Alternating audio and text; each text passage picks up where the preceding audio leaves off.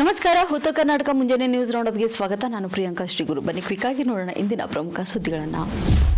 ಔರಾದ್ಬಿ ಪಟ್ಟಣದಲ್ಲಿ ಸ್ವಚ್ಛತೆ ಹಾಗೂ ಮೂಲ ಸೌಕರ್ಯಗಳ ಅವ್ಯವಸ್ಥೆ ಕಂಡು ಮಾಜಿ ಶಾಸಕ ಪ್ರಭು ಬಿ ಚೌಹಾಣ್ ಪುರಸಭೆ ಅಧಿಕಾರಿಗಳ ಮೇಲೆ ಗರಂ ಆಗಿದ್ದಾರೆ.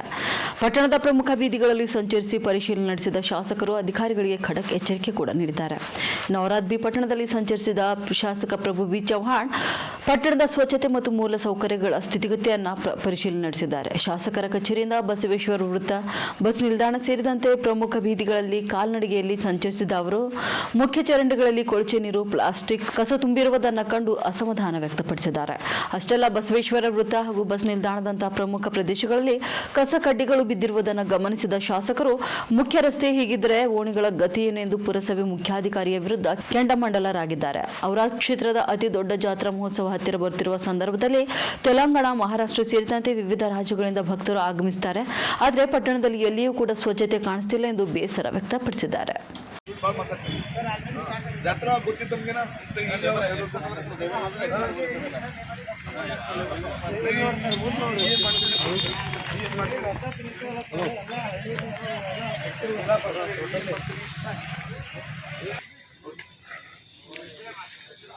ಎಷ್ಟು ಗಾಡಿ ತುಂಬ ಕಡೆ ಅವ ಗಾಡಿ ಹಾಕ್ಬಿಡ್ರಿ, ಕೆಲಸ ಮಾಡಿ ಗಾಡಿ ಸುಟ್ ಬಿಡ್ರಿ. ಏನು ಈಗ ಮಾತಾಡ್ತಿರ್ತಾವು ಪಾಟೀಲ್ ಬರಂಗಿಲ್ಲ ನೋಡಿ. ಏನು ಯಾವಿ ಏನು ಕಟ್ಟಿರ ನೋಡ್ರಿ. ಈ ಹೇಳಿದ್ರೆ ದುಕಾನ್ ಡೌನ್ ಮಾಡ್ತೀವಿ. ಕೆಲಸ ಮಾಡಲ್ಲ ಅವ್ರಿಗೆ ಯಾವ್ದು ಬ್ಯಾಗ್ ಮಾಡಬೇಕು, ಯಾವ್ದು ಕೆಲಸ ಮಾಡಬೇಕು, ಇಲ್ಲ ಅಂದ್ರೆ ಡಬಲ್ ಮಾಡಿರ್ತೀವಿ. ಮಾಡ್ತೀರಿ ಏನು ಮಾತಾಡ್ತೀವಿ.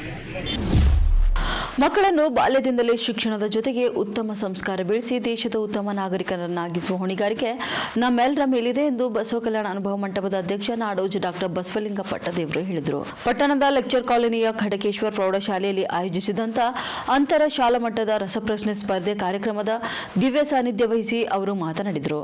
ದೇಶದ ಭವಿಷ್ಯ ಆಗಿರುವ ಮಕ್ಕಳಲ್ಲಿ ಅದ್ಭುತ ಶಕ್ತಿ ಅಡಗಿರುತ್ತದೆ, ಅದನ್ನು ಗುರುತಿಸುವ ಕೆಲಸ ಆಗಬೇಕು ಎಂದು ಹೇಳಿದರು.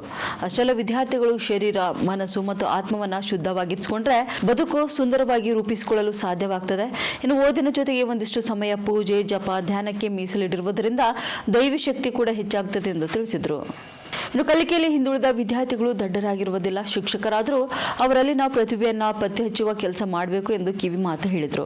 ಕಾರ್ಯಕ್ರಮ ಉದ್ಘಾಟಿಸಿದ ಕ್ಷೇತ್ರ ಶಿಕ್ಷಣಾಧಿಕಾರಿ ಸಿಜೆ ಹಳ್ಳದ್ ಮಾತನಾಡಿ, ಎಸ್ಎಸ್ಎಲ್ಸಿ ಫಲಿತಾಂಶ ಸುಧಾರಣೆಗೆ ರಸಪ್ರಶ್ನೆ ಸ್ಪರ್ಧೆ ಅತ್ಯಂತ ಸಹಕಾರಿಯಾಗಿದೆ. ವಿದ್ಯಾರ್ಥಿಗಳು ಸ್ಮಾರ್ಟ್ ವರ್ಕ್ ಮೂಲಕ ಕಲಿಕೆ ಮಟ್ಟವನ್ನು ಹೆಚ್ಚಿಸಿಕೊಳ್ಳಬೇಕು ಎಂದು ತಿಳಿಸಿದರು.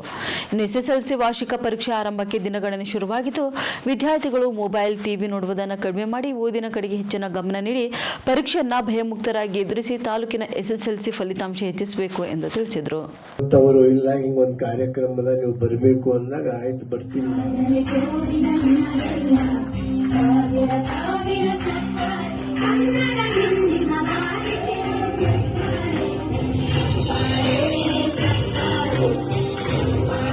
ಸಬ್ಜೆಕ್ಟಿಗೆ ಎಷ್ಟು ದಿನ ಉಳಿತು, ಎಷ್ಟು ಅವರ್ಸ್ ಉಳಿತು ಅನ್ನುವಂಥದ್ದು ನಾ ಹೇಳಿದಲ್ಲ. ಹಾರ್ಡ್ ವರ್ಕ್ ಮಾಡಿ ನಡೆಯಲ್ಲ. ನಮ್ಮ ಟೈಮಿಗೆ ನಡೀತಿತ್ತು ಹಾರ್ಡ್ ವರ್ಕ್. ಈಗ ಸ್ಮಾರ್ಟ್ ವರ್ಕ್ ಮಾಡ್ಬೇಕಾಗ್ತದೆ.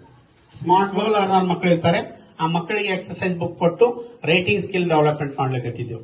ಕೇವಲ 10 ಬರತ್ತೇವಲ್ಲ, ಅದು ಓನ್ಲಿ 2%.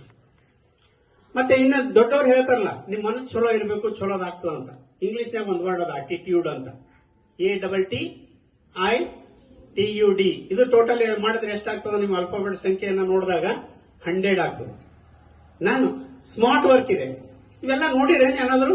ಇಂಗ್ಲಿಷ್ ಹೇಳೋರು ಸ್ವಲ್ಪ ಮಕ್ಕಳಿಗೆ ಎಕ್ಸರ್ಸೈಸ್ ಮಾಡಿಸ್ಬೇಕು. ಇದಕ್ಕೆ ಕ್ಲರಿಕಲ್ ಆಪ್ಟಿಟ್ಯೂಡ್, ಮೆಂಟಲ್ ಎಬಿಲಿಟಿ ಬಹಳ ಇಂಪಾರ್ಟೆಂಟ್ ಇದೆ. ಮಕ್ಕಳಿಗೆ ಕಾಂಪಿಟೇಷನ್, ಬರೀ ಡಾಕ್ಟರ್, ಇಂಜಿನಿಯರ್ ಮಾಡ್ಲಿಕ್ಕತ್ತಿದ್ದೆವು. ನಮ್ಮ ಮಕ್ಕಳು ಎಷ್ಟು ಮಕ್ಕಳು IAS ಆಗ್ಲಿಕತ್ತಾರೆ. ಎಲ್ಲಿ? ಉತ್ತರ ಭಾರತದವ್ರು ಜಾಸ್ತಿ ಆಗ್ಲಿಕತ್ತಾರ. ನಮ್ಮ ಕರ್ನಾಟಕದ ದಿನೇ ದಿನೇ ಈಗ ಆಗ್ಲಿಕತ್ತಾರ, ಕಡಿಮೆ ಆಗ್ಲಿಕತ್ತಾರ. ಅದಕ್ಕೆ ನಮ್ಮಲ್ಲಿ ಕಾಂಪಿಟೇಷನ್ ಮೈಂಡ್ ಬೆಳೆಸಬೇಕು. ಅದು ಪ್ರೈಮರಿ ಹಂತದಲ್ಲಿ. ಗುರುಮಠಕಲ್ ಪಟ್ಟಣದಲ್ಲಿ ಇಂದು ಭಕ್ತಿ ಮತ್ತು ಸಂಸ್ಕೃತಿಯ ಮಹಾಸಂಭ್ರಮಕ್ಕೆ ಸಾಕ್ಷಿಯಾಯಿತು. ಪಟ್ಟಣದಲ್ಲಿ ಆಯೋಜನೆ ಮಾಡಿದಂಥ ಬೃಹತ್ ಹಿಂದೂ ಸಮ್ಮೇಳನ ಹಾಗೂ ಶೋಭಾಯಾತ್ರೆಯು ಸಾವಿರಾರು ಜನರ ಗಮನ ಸೆಳೆಯಿತು.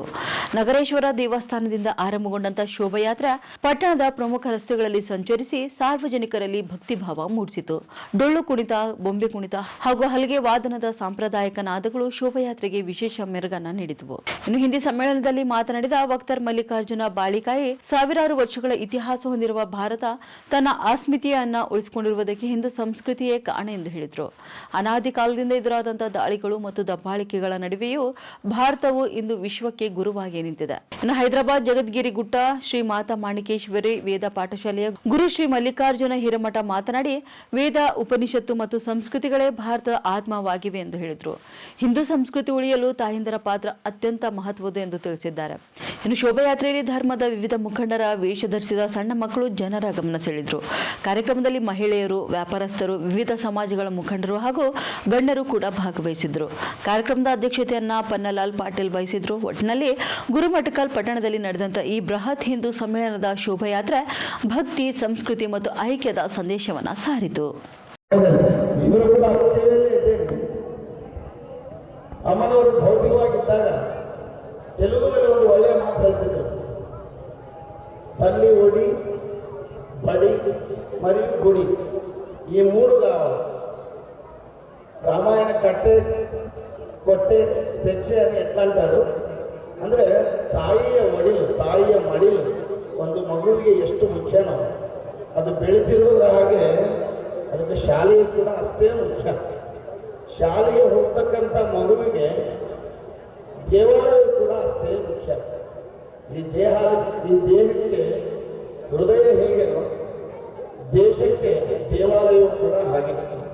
ಅದಕ್ಕಾಗಿ ನುಡಿಕಾರರು ಮಾತಾಡ್ತಾರೆ, ಧರ್ಮ ಏನ ಸಮಸ್ತಾನ ದುಃಖಾನಾಂ ಶಮನೌಷಧಂ ನಿತ್ಯಂ ಧರ್ಮಾಮೃತ.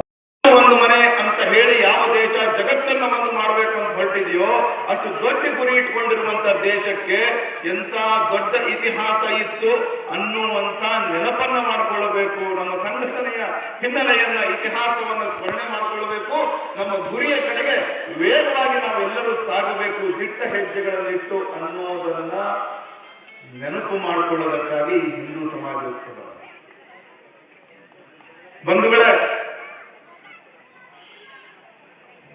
ಜಗತ್ತಿನಲ್ಲಿ 200ಕ್ಕಿಂತ ಹೆಚ್ಚು ಭೌಗೋಳಿಕವಾಗಿರುವಂತ ರಾಜನೈತಿಕ ಅದೆಷ್ಟೋ ದೇಶಗಳು ಹುಟ್ಟಿದವು. ನಾನೇ ಸರ್ವಶ್ರೇಷ್ಠ ಅಂತ ಹೇಳಿ ಜಂಬರಿಂದ ಮೆರೆದು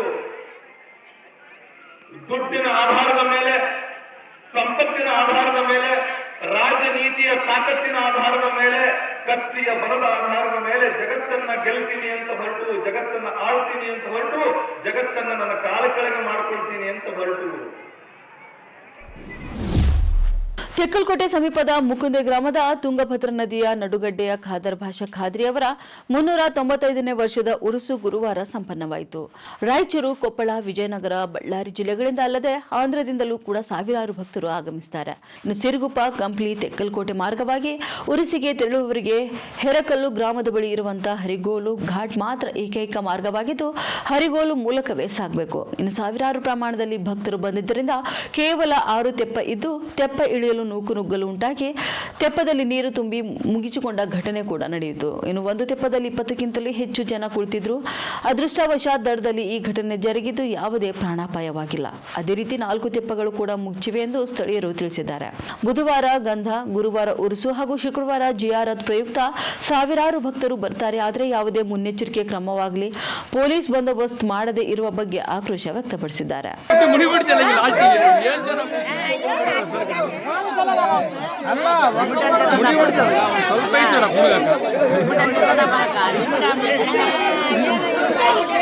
ಅಲ್ಲ ನೋಡಗ ಮುನಿಗಿ ಬಿಡಿದ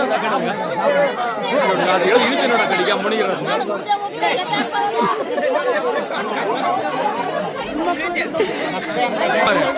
ಪುಟ್ಟಿ ಮುನಿ ಬಿಡ್ತೇನೆ, ಪುಟ್ಟಿ ಮುನಿ ಬಿಡ್ತೇವೆ. ಇನ್ನು ನಾಡ ಎಂತ ಜನ ಪುಟ್ಟಿ ಮುನಿ ಬಿಡ್ತೇವೆ. ಇಬ್ಬರು ಜನ ತಾಂಡ್ರೆ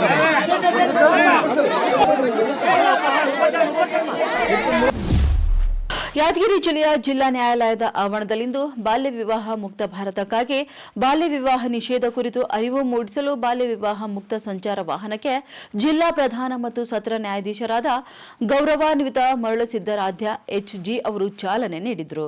ಕಾರ್ಯಕ್ರಮದಲ್ಲಿ ಯಾದಗಿರಿಯ ಪ್ರಥಮ ಹೆಚ್ಚುವರಿ ಜಿಲ್ಲಾ ಮತ್ತು ಸತ್ರ ನ್ಯಾಯಾಧೀಶರಾದ ಗೌರವಾನ್ವಿತ ಎ ಈರಣ್ಣ ಮತ್ತು ಹಿರಿಯ ಸಿವಿಲ್ ನ್ಯಾಯಾಧೀಶರು ಮತ್ತು ಸಿಜೆಎಂ ಹಾಗೂ ಸಿವಿಲ್ ಮತ್ತು ಜೆಎಂಎಫ್ಸಿ ನ್ಯಾಯಾಧೀಶರಾದ ಗೌರವಾನ್ವಿತ ಅರುಣಾ ಚೌಗ್ಲೆ ಮತ್ತು ಹೆಚ್ಚುವರಿ ಸಿವಿಲ್ ಮತ್ತು ಕೆಎಂಎಫ್ಸಿ ನ್ಯಾಯಾಧೀಶರಾದ ಗೌರವಾನ್ವಿತ ರಾಹುಲ್ ರಾವ್ ಹಾಗೂ ಹಿರಿಯ ಸಿವಿಲ್ ನ್ಯಾಯಾಧೀಶರು ಮತ್ತು ಜಿಲ್ಲಾ ಕಾನೂನು ಸೇವೆಗಳ ಪ್ರಾಧಿಕಾರದ ಸದಸ್ಯ ಕಾರ್ಯದರ್ಶಿಗಳಾದ ಗೌರವಾನ್ವಿತ ಮರಿಯಪ್ಪ, ವಕೀಲರ ಸಂಘದ ಅಧ್ಯಕ್ಷರಾದ ಆರ್ಎಸ್ ಪಾಟೀಲ್ ಮತ್ತು ಮಹಿಳಾ ಮತ್ತು ಮಕ್ಕಳ ಅಭಿವೃದ್ಧಿ ಇಲಾಖೆಯ ಅಧಿಕಾರಿಗಳು, ಮಾರ್ಗದರ್ಶಿ ಸಂಸ್ಥೆಯ ನಿರ್ದೇಶಕರಾದ ಆನಂದರಾವ್ ಹಾಗೂ ಮಕ್ಕಳ ರಕ್ಷಣಾ ಇಲಾಖೆ, ಜಿಲ್ಲಾ ಬಾಲ ಕಾರ್ಮಿಕ ಇಲಾಖೆ, ವಕೀಲರ ಸಂಘದ ಪದಾಧಿಕಾರಿಗಳು, ನ್ಯಾಯಾಂಗ ಇಲಾಖೆ ಸಿಬ್ಬಂದಿಗಳು ಮತ್ತು ಸಾರ್ವಜನಿಕರು ಪಾಲ್ಗೊಂಡಿದ್ದರು.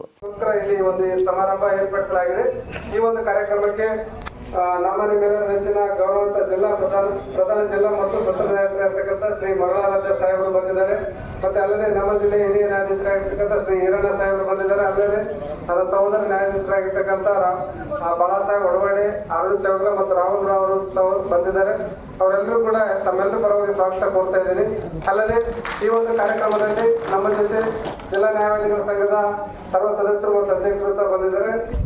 ಜಿಲ್ಲಾ ನ್ಯಾಯವಾದಿಗಳ ಸಂಘದ ಅಧ್ಯಕ್ಷರಾಗಿರ್ತಕ್ಕಂಥ ಶ್ರೀ ಆರ್ಎಸ್ ಪಾಟೀಲ್ ಅವರನ್ನ ತಮ್ಮೆಲ್ಲರ ಪರವಾಗಿ ಸ್ವಾಗತ ಕೋರ್ತಿದ್ದೀನಿ. ಅದೇ ರೀತಿ ಮಾರ್ಗದರ್ಶಿ NGO ಕಡೆಯಿಂದ ಆನಂದ್ ರಾಜ್ ಅವರು ಬಂದಿದ್ದಾರೆ. ಆನಂದ್ ರಾಜ್ ಮತ್ತು ಅವರ ತಂಡ ಅವರನ್ನು ಸಹ ಈ ಸಂದರ್ಭದಲ್ಲಿ ನಾನು ಸ್ವಾಗತ ಕೋರ್ತಿದ್ದೀನಿ. ಅಲ್ಲದೆ ಜಿಲ್ಲಾ ಮಹಿಳಾ ಮತ್ತು ಮಕ್ಕಳ ಕಲ್ಯಾಣ ಇಲಾಖೆಯ ಅಧಿಕಾರಿಗಳು ಮತ್ತೆ ದಕ್ಷಿಣ ಭಾರತದ ಬೌದ್ಧ ಧರ್ಮದ ಸುವರ್ಣಗಿರಿ 3ನೇ ಧಮ್ಮ ಯಾತ್ರೆ ಫೆಬ್ರವರಿ 2ರಂದು ಕಲಬುರಗಿಯಿಂದ ಆರಂಭಗೊಂಡಿದ್ದು ಮಾರ್ಚ್ 3, 2026ರಂದು ತೆಲಂಗಾಣ ತಲುಪಲಿದೆ. ಭಗವಾನ್ ಬುದ್ಧರ ಪವಿತ್ರ ಅವಶೇಷಗಳನ್ನ ಒಳಗೊಂಡ ಈ ಧಮ್ಮ ಯಾತ್ರೆ ಇಂದು ಹುಮ್ನಾಬಾದ್ ಪಟ್ಟಣಕ್ಕೆ ಆಗಮಿಸಿತು. ಯಾತ್ರೆಯ ಆಗಮನದೊಂದಿಗೆ ಪಟ್ಟಣದಾದ್ಯಂತ ಭಕ್ತಿಭಾವ ಮತ್ತು ಶಾಂತಿಯ ವಾತಾವರಣ ನಿರ್ಮಾಣವಾಯಿತು. ಭಕ್ತರು ಭಗವಾನ್ ಬುದ್ಧರ ಪವಿತ್ರ ಅವಶೇಷಗಳ ದರ್ಶನ ಪಡೆದು ಧಮ್ಮ ವಂದನೆ ಕೂಡ ಸಲ್ಲಿಸಿದ್ದಾರೆ. ಇನ್ನು ಗೌತಮ ಬುದ್ಧರ ಕಥಾನಾಯಕ ಗಗನ ಮಾಲಿಕ ಅವರೊಂದಿಗೆ ಥಾಯ್ಲೆಂಡ್ ದೇಶದಿಂದ ಆಗಮಿಸಿದ ಬೌದ್ಧ ಧರ್ಮ ಗುರುಗಳು ಈ ಧಮ್ಮ ಯಾತ್ರೆಯಲ್ಲಿ ಭಾಗವಹಿಸಿ ವಿಶೇಷ ಪ್ರಾರ್ಥನೆ ಸಲ್ಲಿಸಿದ್ದಾರೆ. ಈ ಧಮ್ಮ ಯಾತ್ರೆ ಶಾಂತಿ, ಅಹಿಂಸೆ ಮತ್ತು ಮಾನವೀಯ ಮೌಲ್ಯಗಳ ಸಂದೇಶಗಳನ್ನು ಜನಸಾಮಾನ್ಯರಿಗೆ ತಲುಪಿಸುವ ಉದ್ದೇಶವನ್ನು ಹೊಂದಿದೆ. ಇನ್ನು ಒಟ್ಟಿನಲ್ಲಿ ಸುವರ್ಣಗಿರಿ 3ನೇ ಧಮ್ಮ ಯಾತ್ರೆ ಬೌದ್ಧ ಧರ್ಮದ ಶಾಂತಿ ಸಂದೇಶವನ್ನು ದಕ್ಷಿಣ ಭಾರತದಿಂದ ತೆಲಂಗಾಣದವರೆಗೆ ಹರಡುತ್ತಿದೆ.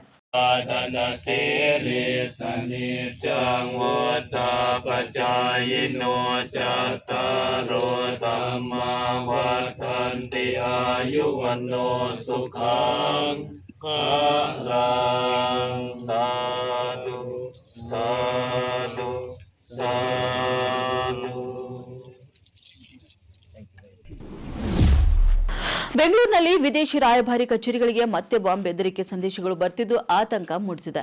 ಇಟಲಿ ಮತ್ತು ಜಪಾನ್ ಕಾನ್ಸುಲೇಟ್ ಬಳಿಕ ಇದೀಗ ನೆದರ್ಲ್ಯಾಂಡ್ ರಾಯಭಾರಿ ಕಚೇರಿಗೂ ಕೂಡ ಬಾಂಬ್ ಬೆದರಿಕೆ ಇಮೇಲ್ ಬಂದಿರುವುದು ಬೆಳಕಿಗೆ ಬಂದಿದೆ.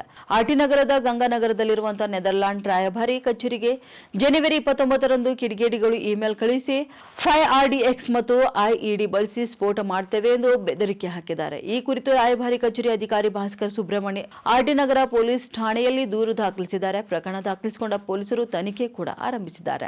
ಈ ಹಿಂದೆ ಕೂಡ ಹಲ್ಸೂರಿನಲ್ಲಿರುವಂತಹ ಇಟಾಲಿಯನ್ ಕಾನ್ಸುಲೇಟಿವ್ ಕಚೇರಿಗೂ ಕೂಡ ಇಮೇಲ್ ಮೂಲಕ ಬಾಂಬ್ ಬೆದರಿಕೆ ಬಂದಿತ್ತು. ಇನ್ನು ಸಂದೇಶ ಕಳಿಸಿದಂತಹ 5RDX ಬಾಂಬ್ ಸ್ಫೋಟ ಮಾಡ್ತೇವೆ ಎಂದು ಬೆದರಿಕೆ ಹಾಕಲಾಗಿತ್ತು. ಈ ಸಂಬಂಧ ಇಟಾಲಿಯನ್ ಕಾನ್ಸುಲೇಟ್ ಭದ್ರತಾ ವ್ಯವಸ್ಥಾಪಕ Gio Dominic O Milano Halasuru police ಠಾಣೆಯಲ್ಲಿ ದೂರನ್ನು ನೀಡಿದರು. ಇದರ ಬೆನ್ನಲ್ಲೇ ಕಬ್ಬನ್ ರಸ್ತೆಯಲ್ಲಿರುವಂತಹ ಜಪಾನ್ ಕಾನ್ಸುಲೇಟ್ ಜನರಲ್ ಕಚೇರಿಗೂ ಕೂಡ ಅಪರಿಚಿತ ಸಂಖ್ಯೆಯಿಂದ ಕರೆ ಮಾಡಿ ಕೊಲೆ ಬೆದರಿಕೆ ಹಾಕಲಾಗಿತ್ತು. Please be careful, someone will kill you ಎಂದು ಕರೆ ಬರೆದಿದ್ದಾಗಿ ತಿಳಿದು ಬಂದಿದೆ. ಈ ಸಂಬಂಧ ವಿಧಾನಸೌಧ ಪೊಲೀಸ್ ಠಾಣೆಯಲ್ಲಿ ಪ್ರಕರಣ ದಾಖಲಾಗಿದ್ದು ಸದ್ಯ ಇಟಲಿ, ಜಪಾನ್ ಹಾಗೂ ನೆದರ್ಲ್ಯಾಂಡ್ ಕಚೇರಿಗಳಿಗೆ ಬಂದಿರುವಂತಹ ಬೆದರಿಕೆ ಸಂದೇಶಗಳ ಮೂಲ ಪತ್ತೆಗೆ ಪೊಲೀಸರು ಇಮೇಲ್ ಐಡಿ ಹಾಗೂ ಕರೆಗಳ ಜಾಡು ಬೆನ್ನತ್ತಿದ್ದು ರಾಯಭಾರ ಕಚೇರಿಗಳಿಗೆ ಭದ್ರತೆಯನ್ನು ಬಿಗಿಗೊಳಿಸಲಾಗಿದೆ. ತುಮಕೂರಿನಿಂದ ಬೆಂಗಳೂರು ರಾಷ್ಟ್ರೀಯ ಹೆದ್ದಾರಿ 48ರಲ್ಲಿ ಭಾರೀ ಅಗ್ನಿ ಅನಾಹುತ ಸಂಭವಿಸಿ ಖಾಸಗಿ ಬಸ್ ಸಂಪೂರ್ಣ ಸುಟ್ಟು ಕರಕಲಾದ ಘಟನೆ ಶುಕ್ರವಾರ ಬೆಳಗಿನ ಜಾವ ನಡೆದಿದೆ. ಅದು ಬೆಂಗಳೂರಿನಿಂದ ಕಲಬುರಗಿಗೆ ತೆರಳುತ್ತಿದ್ದ ಸಂಜನಾ ಟ್ರಾವೆಲ್ಸ್ಗೆ ಸೇರಿದ ಬಸ್ ನೆಲಮಂಗಲ ತಾಲೂಕಿನ ಹನುಮಂತಪುರ ಗೇಟ್ ಸಮೀಪ ವಿದ್ಯುತ್ ಕಂಬಕ್ಕೆ ಡಿಕ್ಕಿ ಹೊಡೆದು ಬೆಂಕಿಗೆ ಆಹುತಿಯಾಗಿದೆ. ಹೆದ್ದಾರಿ ಕಾಮಗಾರಿ ಹಿನ್ನೆಲೆ ಬಸ್ ನಿಧಾನವಾಗಿ ಸಾಗುತ್ತಿದ್ದ ವೇಳೆ ನಿಯಂತ್ರಣ ತಪ್ಪಿ ವಿದ್ಯುತ್ ಕಂಬಕ್ಕೆ ಡಿಕ್ಕಿ ಹೊಡೆದಿದ್ದು ಬಳಿಕ ಕ್ಷಣಾರ್ಧದಲ್ಲೇ ಬೆಂಕಿ ಹತ್ತಿಕೊಂಡಿದೆ ಎಂದು ತಿಳಿದು ಬಂದಿದೆ. ಇನ್ನು ಬಸ್ನಲ್ಲಿ ಸುಮಾರು 40 ಜನ ಪ್ರಯಾಣಿಕರು ಕೂಡ ಇದ್ರು. ಬೆಂಕಿ ಮಾಡ್ತಿದ್ದಂತೆ ಚಾಲಕ ಹಾಗೂ ಪ್ರಯಾಣಿಕರು ತಕ್ಷಣ ಬಸ್ನಿಂದ ಹೊರಬಂದಿದ್ದಾರೆ. ಅದೃಷ್ಟವಶಾತ್ ಯಾವುದೇ ಪ್ರಾಣಾಪಾಯ ಸಂಭವಿಸಿಲ್ಲ. ಇನ್ನು ಬೆಂಕಿಯ ತೀವ್ರತೆ ಹೆಚ್ಚಾಗಿ ಬಸ್ ಸಂಪೂರ್ಣ ಸುಟ್ಟು ನಾಶವಾಗಿದೆ. ಇವಾಗಿದ್ದು ಇಂದಿನ ಮುಂಜಾನೆ ರೌಂಡ್ ಅಪ್. ಮತ್ತೆ ಭೇಟಿಯಾಗೋಣ ಮುಂದಿನ ರೌಂಡ್ ಅಪ್ನಲ್ಲಿ. ನಮಸ್ಕಾರಗಳು.